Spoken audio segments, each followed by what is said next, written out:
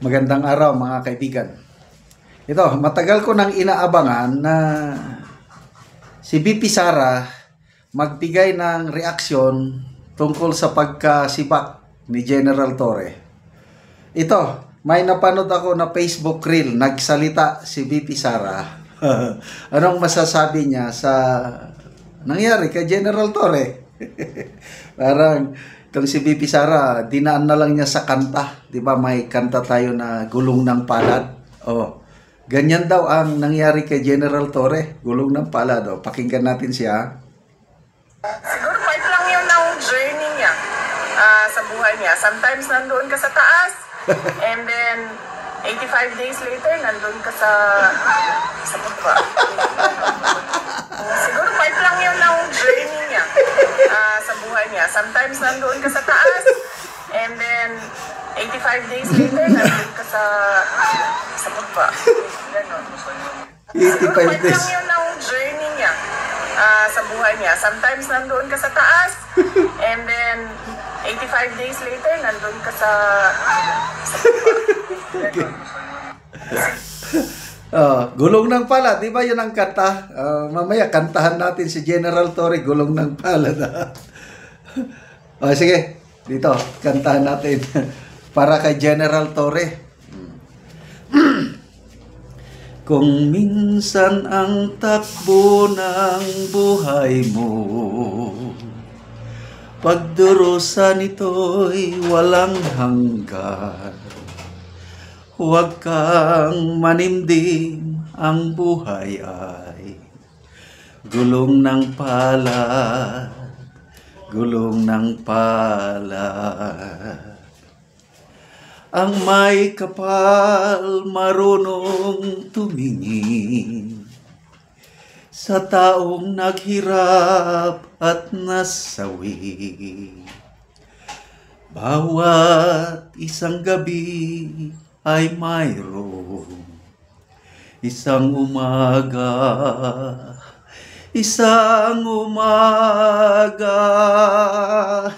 gulong ng palad.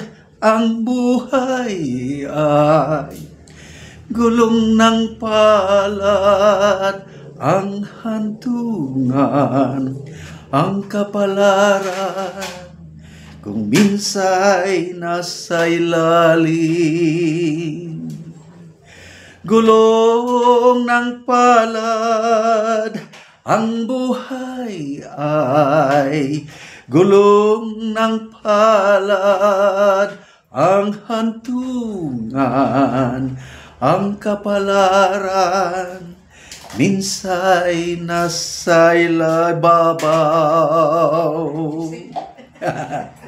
Ang may kapal marunong tumingin sa taong naghirap at nasawi. Si Tatay Digong natin, pinahirapan nila, sinawi nila ngayon. Karma, merisi, ang gaba, dili magsaba. Bawat isang gabi ay mayroong isang umaga,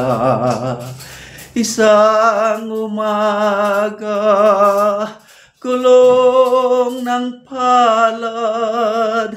Ang buhay ay gulong ng palad, ang hantungan, ang kapalaran. Kung minsa'y nasa ilalim,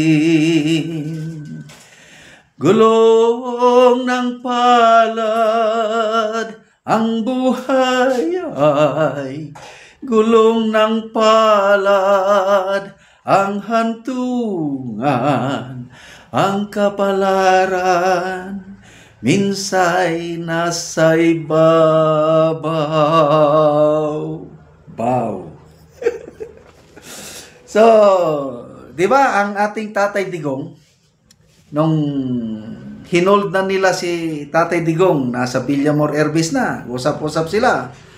Winarningan na siya ng ating Tatay Digong si General Torre. Mag-isip ka, General Torre, malapit ka nang mag-retire. Anong mangyayari sa'yo? Pag gawin mo ito, O ang anak ko magpre-presidente. Mag-isip ka. O ito na ngayon, 85 days lang. Nasinibak na siya. Oh. So, yan po, lesson learned sa ating lahat, ano? Na hindi habang buhay, nasa taas ka. Maalala ko tuloy si Colonel Harold Cabunok. Isang army matino, masipag, magaling na army colonel. Meron siyang vlog. Sabi niya, dalawa yan, respeto at ranggo. Ang ranggo, temporaryo lang. Ang respeto, habang buhay. May ranggo ka ngayon, sabi niya. Tapos, hindi ka marunong makisama. Pag-retire mo, walang tutulong sa iyo. Pag naplatan ka ng sakyanan sa daan, baliwala ka dyan. O, kung unahin mo ang respeto, respetuhin mo yung nasa baba sa iyo, respetuhin mo ang kapwa mo, pag-retire mo, marami kang mapupuntahan, maraming tutulong. Ang galing. Yan, si Colonel Harold Cabunok. So far so good.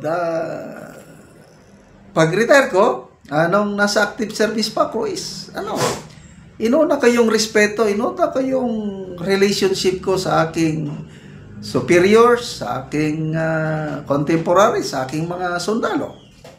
Nag-retire ako. So far so good. Wala akong problema. Accepted pa rin ako sa So, yun ang hindi nila nakita yung iba.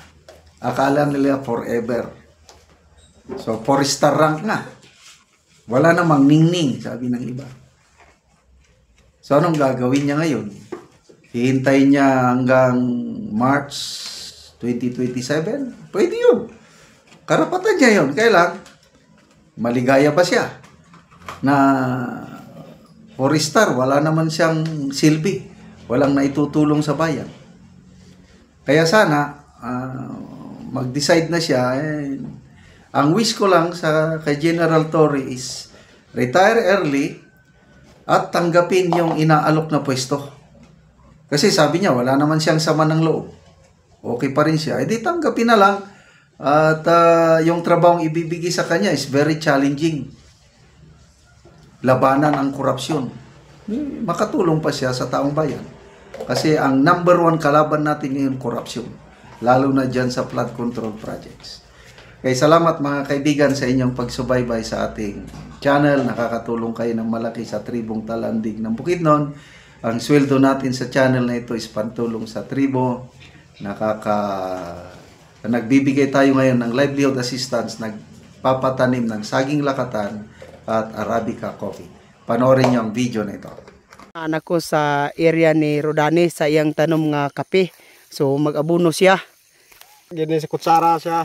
Kaya akong iabono sa isa ka 2 ka bangag, isa ka kutsara gyud ang makasulod. Tagtunga-tunga. Tagtunga-tunga sa kutsara. Ara. Na. Tuaning tabunan kay aron ang kape kusugi kayo mo suyo pug abono. Sumuna ni ang itsura sa kape ni Rodani nga isa pa ka bulan. Nindot gid kaayo. Isa ka punuan 2 ka bangag. Ini pagbutang.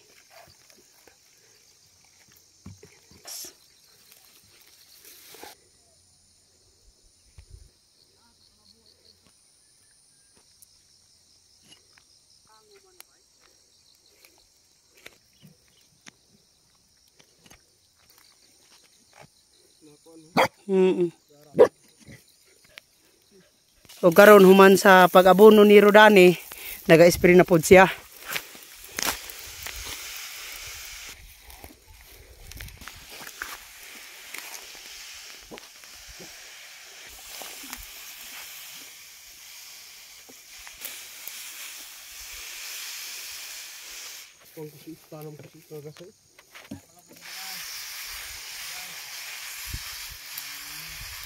So salamat kayo sa Ginoo nga nasuportaran mi aning pagtanom aning kape nga maawas mi sa kalisod kay ang among anak makapa-eskwela namo ug makarbis mi aning among kape. Salamat kayo sa Ginoo sa pagtabang ug sa dagtabang pud sa aning mga YouTube nga makatabang sa mga pagtanom og kape. Salamat kayo sa Ginoo. Okay, salamat kaayo.